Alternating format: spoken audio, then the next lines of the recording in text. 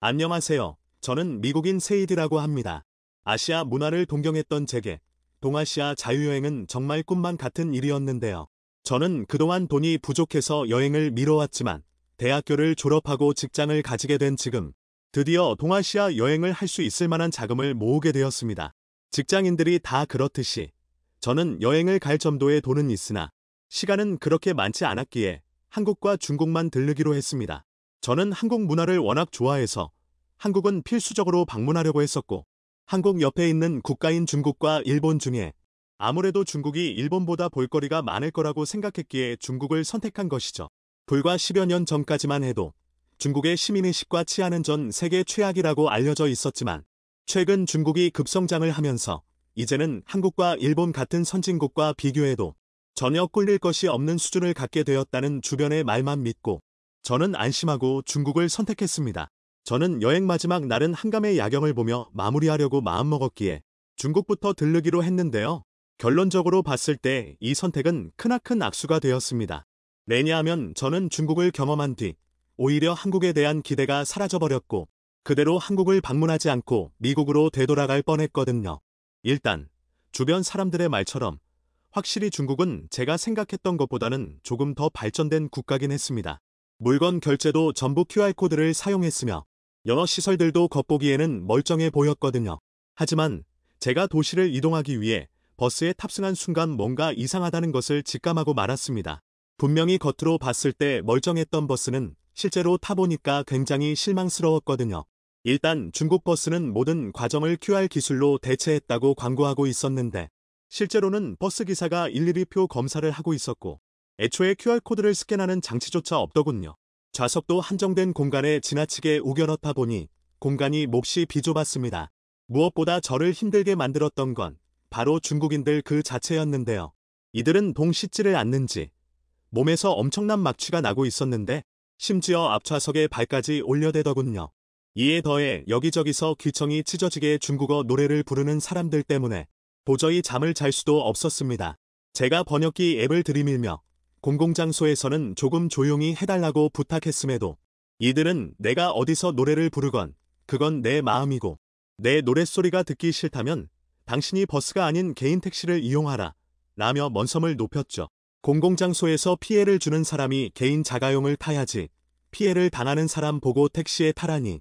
저는 중국인들의 터무니없는 논리에 말문이 막혔으나 이들은 하나같이 제가 유난을 떤다는 듯 노려봤기 때문에 더 이상 말을 이어나갈 수가 없었습니다. 정말 지목이 있다면 바로 중국 버스 아닐 것만 같았죠. 그런데 갑자기 어떤 중국 여성이 화장실이 급하다며 소리를 질러대기 시작했는데요. 고속도로 한복판에서 차를 세울 수도 없는 노릇일 텐데 저는 그 중국 여성의 무의미한 외침에 고개를 가로저었습니다. 하지만 저는 이내 살면서 가장 충격적이었던 장면을 목격하고 벌어진 입을 다물 수가 없게 되어버렸습니다. 바로 운전기사는 여성의 계속된 고함에 질려버렸다는 듯 표정을 구기며 갓길에 차를 댔는데요. 버스가 점차함과 동시에 그 중국인 여성뿐만 아니라 버스 안에 있던 중국인들이 우르르 몰려들어 기다렸다는 듯이 버스 밖으로 나가는 거 아니겠어요?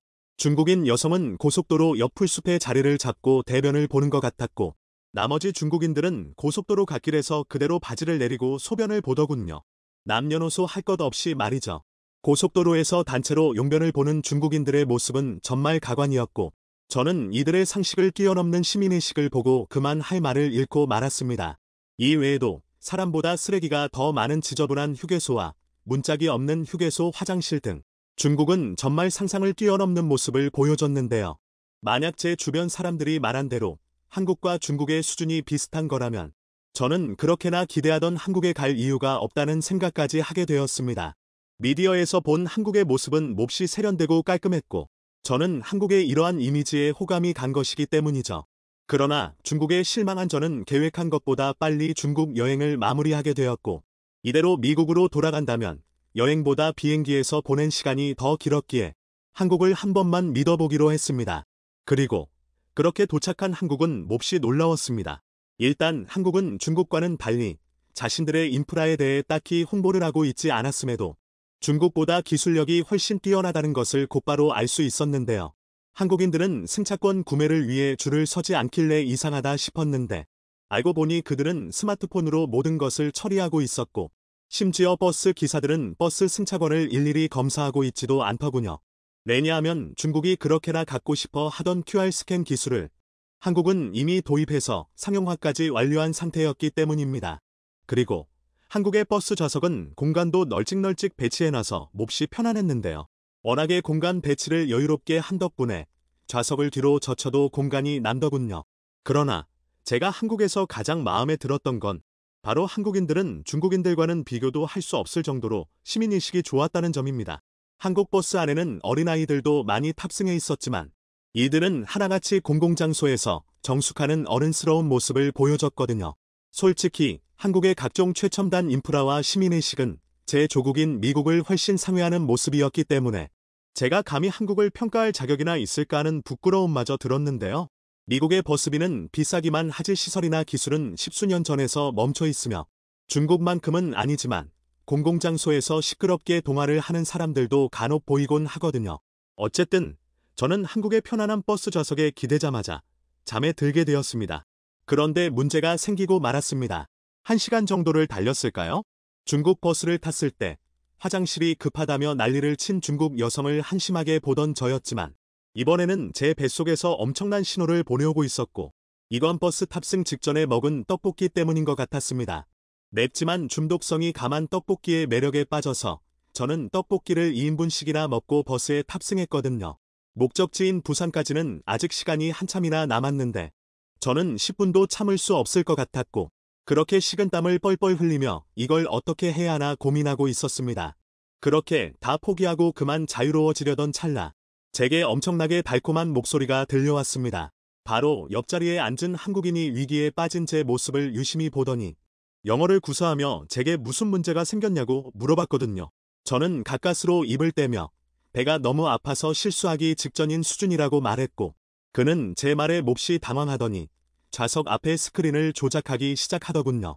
알고 보니 한국의 버스에는 긴급 화장실 버튼이 있었고 이 버튼을 누르면 버스기사가 제일 가까운 휴게소에서 점차를 해준다고 하더라고요. 그리고 정말 다행히도 가장 가까운 휴게소는 10분 거리에 있다고 했습니다. 하지만 이 버튼을 눌렀더니 기사 아저씨가 뭐라고 소리치기 시작하셨고 동시에 저에게 모든 버스 승객들의 이목이 집중됐는데요. 옆자리에 한국인이 동역해준 바로는 이 버스는 안 그래도 다음 휴게소에서 점차할 예정이었다고 하더군요. 즉, 저는 굳이 누르지 않아도 될 버튼을 눌러서 버스 안의 모든 승객들에게 제가 대변이 급하다는 것을 알려준 셈이 된 것입니다. 어쨌든 그렇게 저는 수치스러운 감점을 뒤로한 채 버스가 점차하자마자 화장실로 향했는데요.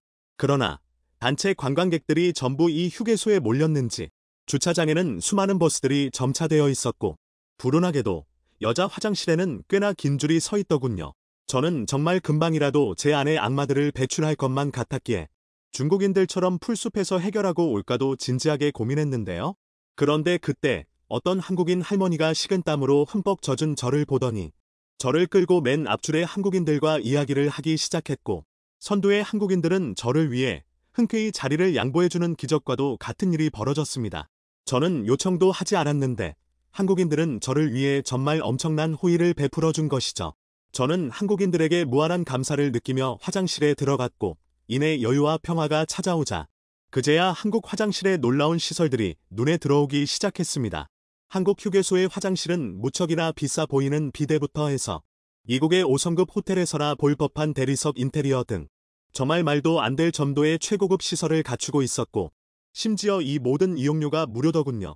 저는 일전에 중국에서의 경험을 통해 중국 휴게소의 모습에 학을 뗐지만 사실 미국도 중국과 크게 다를 바가 없습니다. 미국 휴게소에는 첨소 상태가 멍망인 화장실과 불량식품을 판매하는 몇 개의 상점만 덜렁 있을 뿐이고 이건 한국 휴게소의 시설과 비교조차 되지 않죠.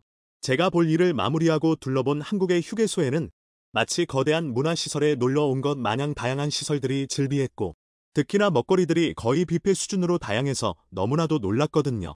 떡볶이 때문에 엄청난 공경에 처했던 저지만 저는 기가 막히는 냄새에 더는 참지 못하고 저를 도와줬던 옆사람과 나눠 먹을 거라는 핑계를 대며 버터 오징어와 소시지, 호두과자 등을 구매해서 버스로 돌아갔는데요. 그런데 옆사람 또한 제가 땀을 너무 많이 흘려서 금방이라도 쓰러질 것 같아서 사왔다며 과일 주스를 내밀더군요. 한국인들은 저를 끝까지 생각해주며 감동을 선물해 준 것입니다. 그렇게 저는 한국인들의 아낌없는 친절을 받으며 무사히 부산에 도착할 수 있었고, 부산과 여수, 속초, 서울에서 만난 한국인들이 제게 어떤 호의와 멋진 시민의식을 보여줬는지 알면 여러분들은 정말 한국에 오지 않고는 못 베길 거예요. 그리고 감히 중국이 한국 수준으로 발전했다는 말도 더 이상 할 수 없을 테죠. 최근 넷플릭스의 주간 시청 시간에서 한국 작품들이 1위하는 경우가 굉장히 많아졌는데요. 얼마 전 방영을 시작한 킹더랜드도 해외에서 넷플릭스 1위를 차지했습니다. 이 드라마에는 이준호와 이민아가 주연으로 출연해 전 세계의 팬들로부터 많은 주목을 받았는데요. 방영이 시작된 후 광범위하게 인기를 끌고 있죠. 그런데 이 드라마가 흥행하자 한나라가 마치 자신의 일인 듯 굉장히 기뻐하고 있다는데요. 심지어 이 나라의 정부는 촬영 지원까지 해주며 박수를 치고 있다고 합니다. 무슨 일인지 함께 알아보시죠. 남모를 아픔을 간직하고 있는 재벌 남자 주인공과 언제나 밝고 씩씩한 캔디형 여자 주인공. 그동안 한국 드라마에서는 굉장히 많이 보이는 클리셔적인 이야기입니다. 그리고 JTBC의 드라마 킹더랜드도 이 공식을 충실하게 따르고 있죠. 킹더랜드는 어린 시절 자신을 떠난 어머니 때문에 웃음을 허무하게 된 재벌 2세 남자 주인공 구원과 2년제 대학을 나와 호텔 정규직을 꿈꾸며 굳은 일도 웃으면서 해나가는 여자 주인공 천사랑이 사랑을 하게 되는 이야기입니다. 킹더랜드는 이미 UK에서부터 동시간대 1위 프로그램에 오른 이후 계속 높은 시청률을 유지하고 있는데요. 그뿐만 아니라 OTT인 넷플릭스에서도 높은 순위를 차지하며 많은 인기를 받고 있죠. 그런데 한국에서는 방영되고 나서부터 이 클리셔적인 부분에 대해 비판도 많았습니다. 여자 주인공이 회사에서 곤란을 겪을 때마다 왕자님처럼 등장해 도와주는 남자 주인공은 조난당한 여자 주인공을 구하기 위해 헬기까지 띄우는 등 그동안 많이 봐왔던 신데렐라 스토리라는 것이었는데요. 이에 대해 남자 주인공 역을 맡은 이준호는 제작 발표회에서 아는 맛이 진국이라는 말이 있다. 다소 클리셰적이지만 동시에 클래식하다고 생각한다. 하지만 이런 클리셰더라도 어떻게 풀어나가냐에 따라 신선하게 느껴질 수도 있는 것인데요. 그 덕인지 국내 팬들에게도 많은 사랑을 받고 있습니다. 그리고 해외 팬들에게는 더욱 많은 사랑을 받고 있는데요. 한국인들은 이미 봐오고 봐와서 질릴 수 있겠지만 외국인들에겐 아직 신선하게만 다가오기 때문입니다. 그 외에도 다른 드라마들과는 확연히 차이나는 영상미와 스토리텔링으로 인해 현재 한국 드라마들은 세계적으로 아주 큰 사랑을 받고 있는데요. 이제는 한국에서 무슨 드라마가 만들어진다고만 얘기가 떠돌아도 세계의 이목이 집중될 정도로 한국 드라마가 흥행 보증 수표가 되어버렸습니다. 하지만 이런 세계의 이목이 너무 집중됨에 따라 논란도 크게 부각되는 점도 있긴 있었습니다. 최근 방영된 7터부터 8회에서 여자 주인공을 유혹하는 아랍권 왕자를 돈 많은 바람둥이로 묘사하는 등 희화화, 왜곡했다는 비판을 받았는데요. 과거였다면 국내에서 조금 화제가 되고 말았겠지만 지금은 전 세계인들이 지켜보는 만큼 더욱 크게 화제가 되고 말았습니다. 그래서 제작진들은 방송분 수정과 함께 한국어, 영어뿐만 아니라 아랍어 사과문까지 올렸죠. 앞으로는 전 세계에서 주목하고 있는 만큼 조금 더 섬세하고 주의 깊은 문화적 감수성을 발휘해야 할 때가 아닐까 싶습니다. 그렇지만 역시 어마어마한 인기를 끌면 좋은 점이 더 많은 것 같습니다. 최근 킹더랜드에서는 주인공들이 태국 여행을 하는 내용이 있었는데요. 이 회차에서는 와사룬, 카오산로드, 아이콘시암, 아시아티크를 비롯한 방콕 주요 관광지가 소개됐죠. 그러자 태국 정부는 너무나 기뻐하며 쾌재를 부르고 있다는데요. 태국 정부는 아예 이 소식을 듣자마자 외국 드라마나 영화의 태국 현지 촬영을 늘리기 위해 인센티브까지 확대해버렸습니다. 현지 매체 더 네이션에 따르면 뜨라이수리 따이 사라나꾼 정부 부대변인은 킹더랜드의 태국 에피소드가 태국 열풍을 일으켰다. 외국 제작사들의 태국 촬영을 장려하기 위해 세금 혜택을 확대하기로 했다. 게다가 방콕포스트에 따르면 이타폴 쿤프롬 문화부 장관은 한국 드라마 킹더랜드가 태국의 아름다움을 홍보해 관광 활성화에 도움을 준다. 드라마 촬영지에 한국 관광객을 비롯한 드라마 팬을 유치하겠다. 이 드라마를 시청하는 사람들이 태국의 촬영 장소를 방문하도록 권장한다. 킹더랜드에 감사하다. 그 덕분에 이제는 한국 제작진들이 태국 촬영에서 1억 바트, 한화로 약 37억 원을 지출하면 20% 환급받는 파격적인 조건이 생겼는데요. 만약 태국 제작진을 고용하고 태국 문화를 알리는 등의 요건을 충족하면 추가로 10%를 환급받을 수 있게 되었다고 하죠. 그런데 이런 조치는 어떻게 보면 당연했습니다. 한국 드라마의 인기에 힘입어 태국을 다녀간 관광객들이 벌써 80만 명이라고 하는데요. 태국 관광청은 올해 말까지 최소 100만 명의 관광객이 추가로 태국을 방문할 것이라며 기대하고 있었죠. 실제로 이 회차를 두고 많은 시청자들은 태국에 가보고 싶어졌다. 태국 홍보 영상으로 그대로 써도 될 듯. 이렇게 한 나라의 정부와 장관까지 나서서 한국 드라마의 힘을 실감했다고 말하는 것이 신기하기만 한데요. 사실 이렇게 그들이 기뻐하는 것은 안 그래도 태국에 불어닥친 한류의 힘은 어마어마하기 때문이었습니다. 태국의 넷플릭스 톱 10 시리즈에는 무려 7편이 한국 드라마였던 적도 있었는데요. 1위의 우영우, 3위와 4위의 화콩과 산의 맞선, 7터부터 10위에는 미남당, 내박 부동산, 경찰수업, 달리와 감자탕이 그 자리를 차지하고 있었죠. 게다가 K-팝에 대한 열기도 뜨겁습니다. 태국 언론은 아예 BTS와 블랙핑크를 비롯한 K-팝 스타들의 소식을 주요 뉴스로 다룰 정도였는데요. 한 나라의 관심 척도를 보여주는 것이 언론이기 때문에 태국에서 한국 컨텐츠가 얼마나 인기인지 느낄 수 있었죠. 실제로 태국인들은 자신들의 문화에 가장 큰 영향을 주는 국가로 한국을 꼽기도 했는데요. 태국 마이돈 대학교 연구팀은 18세 이상 태국인 1000여 명을 대상으로 실시한 소프트파워 영향력 설문조사에서 한국은 문화, 패션, 라이프, 드라마, 영화 부문에서 각각 1위를 차지했죠. 그렇다 보니 태국인들은 자신들이 즐겨보던 드라마에 자신들의 국가를 아름답게 담아준 한국에 대한 사랑이 더욱 폭발하고 있다는데요. 이에 대한 해외 반응은 어떤지 한번 살펴보겠습니다. 이 드라마는 태국에서도 인기가 너무 많아요. 방콕 홍보에 도움을 주셔서 너무 감사합니다. 아마 이 드라마로 인해 관광객이 많이 올 것 같네요. 한국이 좋은 마음으로 태국을 홍보해줬는데 나는 한편으로는 걱정도 돼. 수많은 외국인들이 올 텐데 아직 우리는 손님 맞을 준비가 안 됐어. 많은 사람이 몰리면 혼란스러워하지 않을까 걱정이야. 와, 내가 즐겨보던 드라마에서 내가 사는 곳이 나올지는 꿈에도 상상하지 못했어. 너무나 영광이야. 난 앞으로 한국이라는 나라에서 헤어나오지 못할 것 같다. 태국에서 촬영해주신 한국팀 감사합니다. 태국은 안전하고 깨끗하고 맛있는 음식과 여행하기에 편리합니다. 태국 많이 와주세요. 이 한국 드라마가 태국 관광 홍보에 도움이 많이 되는 것 같아. 웃긴 것은 이건 원래 정부가 해야 하는 일인데 말야. 역시 한국 드라마의 영상미는 미쳤어. 내가 자주 보던 곳들인데 저걸 이렇게 아름답게 담아낸다고? 예전에는 태국을 촬영하러 오면 음습한 지역이나 볼품없는 지역들을 많이 찍어갔다. 그런데 한국팀은 태국의 아름다움을 그대로 보여줬다. 그리고 한국 드라마는 인기가 있기 때문에 전 세계 사람들에게 태국의 아름다움을 말해준 거나 다름없다. 나를 행복하게 만들어주는 한국 드라마에 태국이 나와서 기쁨이 2배야. 그런데 이제 곧 장마철인데 어쩌지? 외국인 관광객들아, 성수기일 때 태국 여행 많이 오세요. 킹더랜드를 보고서야 그 나라의 문화를 어떻게 홍보해야 하는지 알게 되었다. 물론 우리 태국 드라마도 좋은 것들이 꽤 많다. 하지만 그동안 음식, 관광 명소, 태국 문화에 대한 판매 포인트를 거의 만들지 않았다. 태국 드라마도 앞으로 배우들이 맛있게 먹는 모습을 많이 보여주고 예쁜 장면들을 많이 담아야 한다.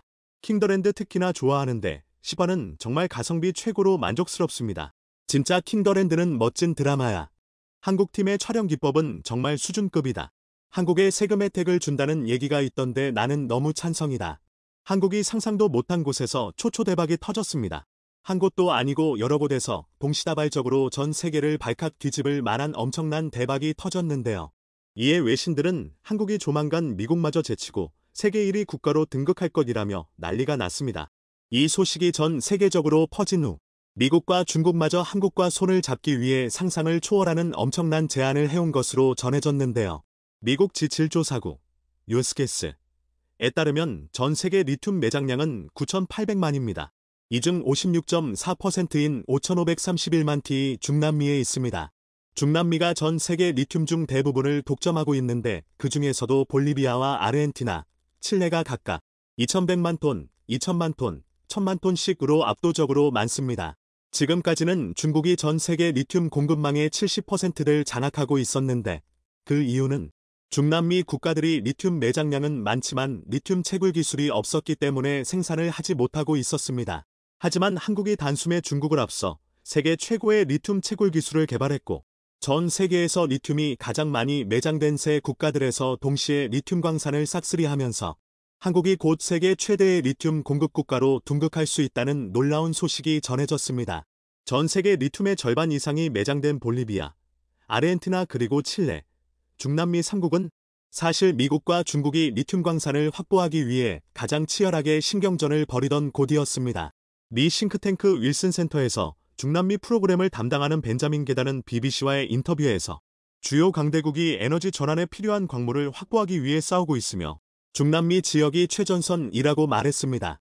특히 중국 기업들은 수년 동안 세계 여러 지역, 특히 세계 최대의 리튬 매장량을 자랑하는 중남미 지역에서 하얀 금으로 불리는 리튬 광산을 찾아다녔습니다.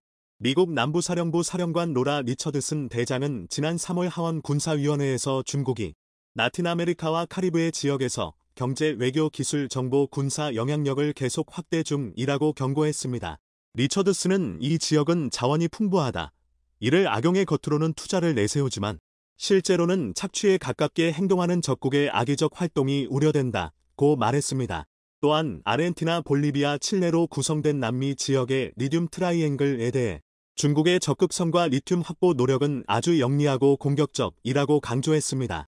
현재 미국이 리튬 확보에 얼마나 진심이냐면 심지어 미국 석유 공룡이라 불리는 엑손모빌이 석유가 아닌 리튬을 시추한다는 폭탄 발표를 했습니다. 평생 동안 석유만 시추하며 세계 1위 석유 기업으로 둔극한 엑손모빌이 이제는 석유가 아닌 리튬을 캔다는 것입니다. 21일 현지 시간 월스트리트 저널 WSJ은 소식통을 인용해 미국 에너지 대기업인 엑손모빌이 최근 전기차 배터리의 핵심 광물 리튬 생산을 목표로 미 아칸소 지역에 대한 시추권을 구입했다고 보도했습니다. 엑손모빌은 내연기관 연료에 대한 수요가 오는 2025년 정점에 달하고 2025년부에는 전기 하이브리드, 연료전지 등 친환경 차량이 신차 판매의 50% 이상을 차지할 것으로 봤습니다. 또 2017년 300만 대에 불과했던 전 세계 전기차 보유 대수가 2040년에는 4억 2천만 대까지 늘어날 것으로 예상했습니다. 자, 그런데 이렇게 리튬 확보에 목숨을 건 미국과 중국을 모두 제쳐두고 한국이 세계에서 리튬을 가장 많이 보유한 세계 국가들에서 리튬 광산을 싹쓸이했다는 놀라운 소식이 전해졌습니다. 세계에서 가장 많은 리튬을 보유한 국가가 바로 볼리비아입니다. 볼리비아에서도 세계에서 가장 많은 리튬이 매장되어 있는 곳이 바로 우유니 염호입니다. 자, 그런데 한국의 포스코가 이 호수에서 가져온 1만 5천 리터의 염수로 리튬의 화학적 추출에 성공했다는 놀라운 소식이 전해졌습니다. 포스코가 세계 최초로 염수의 화학반응을 일으켜 리튬을 직접 추출하고 생산 기간을 획기적으로 단축하는 신기술을 처음 공개한 것인데요. 종전에는 자연 증발 방식으로 리튬을 추출하는데 최소 12개월이 걸렸습니다. 이에 비해 포스코의 신기술은 1개월 이내로 걸리고 소량은 8시간이면 추출이 가능합니다. 리튬의 회수율도 종전 최대 50%에서 80% 이상으로 끌어올렸습니다. 포스코는 이번에 성공한 주요 기술 30여 건을 국내외에 특허 출원해 기술 경쟁력을 입증하고 지적재산권을 확보했습니다. 포스코는 이번 신기술 개발을 바탕으로 앞으로 염수를 보유한 리튬 생산업체들과 손잡고 해외 리튬 추출 공장 건설에 나설 계획입니다. 이뿐만이 아닙니다. 5년 전에 포스코가 아르헨티나에 3,100억 원을 주고 인수한 리튬 호수가 최근 35조 원이 되면서 잭팟을 터뜨렸다는 놀라운 소식이 전해졌습니다. 세계에서 두 번째로 많은 리튬이 매장되어 있는 아르헨티나. 포스코는 이미 오래전부터 이 아르헨티나의 잠재성을 발견하고 3,100억 원을 주고 리튬 호수를 인수했는데요. 이 호수에 매장되어 있는 리튬 매장량이 1,350만 T인 것으로 알려지면서 전 세계가 발칵 뒤집혔습니다. 가치는 35조 원을 넘어서며 무려 투자금의 100배가 넘게 올랐습니다. 전 세계 리튬 매장량이 9,800만 톤이고 아르헨티나 매장량이 2,000만 T인데 이 중에서 절반이 훨씬 넘는 1,350만 톤이 포스코가 산 이 리튬 호수 한 곳에 매장되어 있던 것입니다. 이는 전기차 약 3억 7천만 대를 생산할 수 있는 수준의 엄청난 양입니다. 말 그대로 초초대박이 난 것이죠. 포스코의 대박 행진은 이것이 끝이 아니었습니다.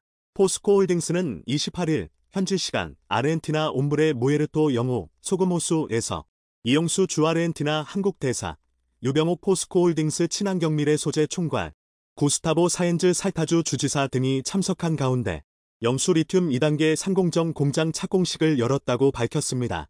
이날 착공한 염수 리튬 2단계 상공정 공장은 완공 시 연간 2만 5천 T의 탄산 리튬을 생산하게 됩니다. 1터부터 2단계 공장이 모두 완공되면 포스코홀딩스는 아르헨티나 염호를 기반으로 전기차 120만 대를 만들 수 있는 양인 5만 T의 리튬을 매년 양산하는 체제를 갖추게 되는 것으로 앞으로 최소 수백 년 동안 이곳에서 포스코는 막대한 돈을 벌게 된 것입니다. 이로써 포스코그룹은 포스코홀딩스의 광물 확보 및 가공에서부터 계열사 포스코퓨처엠의 양극재 제조로 이어지는 독자적인 수직 계열화를 완성해감으로써 세계 시장에서 독보적인 경쟁력을 확보해 나가는 것으로 평가받고 있습니다. 향후 포스코홀딩스는 아르헨티나 염호 생산 시설을 단계적으로 확장해 2028년까지 현지에서 연간 10만 T의 리튬을 생산한다는 계획입니다.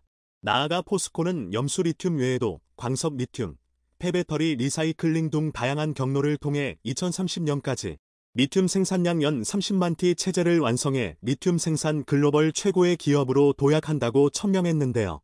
리튬 국유화를 선언하며 다른 나라 그 어떤 기업도 칠레에 있는 리튬을 가져가지 못하도록 하겠다고 선포한 칠레.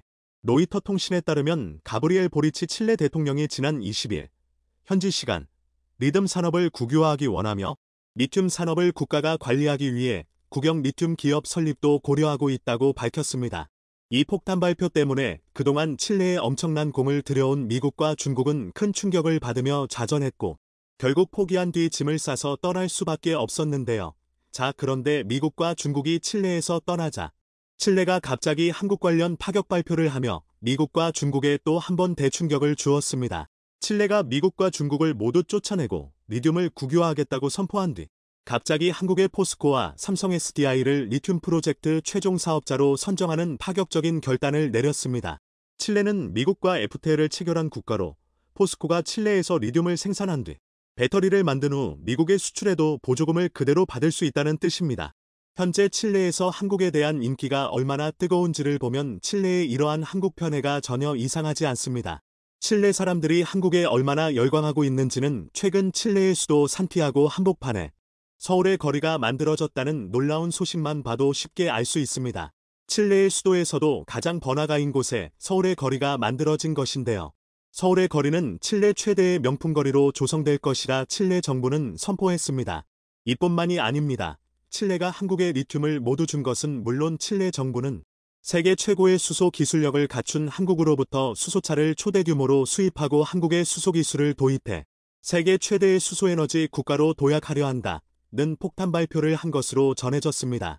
이로써 미국이나 중국이 아닌 한국이 리튬부터 시작해 양극재와 음극재, 배터리셀까지 세계 최고의 배터리 공급망을 구축하는 데 성공하면서 세계 패권의 지각 변동이 일어나기 시작했다고 외신들은 전했습니다. 이 리튬 배터리가 전기차에만 쓰이는 것이 아니라 회사와 가정에서도 모두 리튬 배터리가 내장된 에너지 저장 장치 ESS를 쓸 예정이기 때문에 성장 잠재력은 무한대입니다. 반도체를 뛰어넘어 세계 최대 규모의 산업으로 성장할 것이라 전망되고 있는 이 배터리 시장에서 한국이 압도적인 공급망 확보에 이어 압도적인 생산 공장 투자로 전 세계 패권의 판도를 뒤흔들고 있습니다. 엔비디아는 지금 미국 빅테크 기업 중 가장 핫한 기업이라 할 수 있습니다. 전 세계가 엔비디아의 그래픽 처리 장치를 사려고 줄을 서고 있고 수요가 부족해 가격은 천정부지로 오르고 있습니다. 그런데 엔비디아의 시장 지배력은 줄어드는 게 아니라 오는 2027년까지는 더욱 더 늘어날 것이며 약 3천억 달러, 384조 1200억 원까지 올릴 수 있다는 전망이 나왔습니다.